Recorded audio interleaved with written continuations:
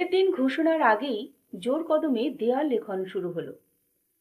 এগরা বিধানসভার সাহারা এলাকার বিভিন্ন জায়গায় দেওয়াল লেখন শুরু হয়।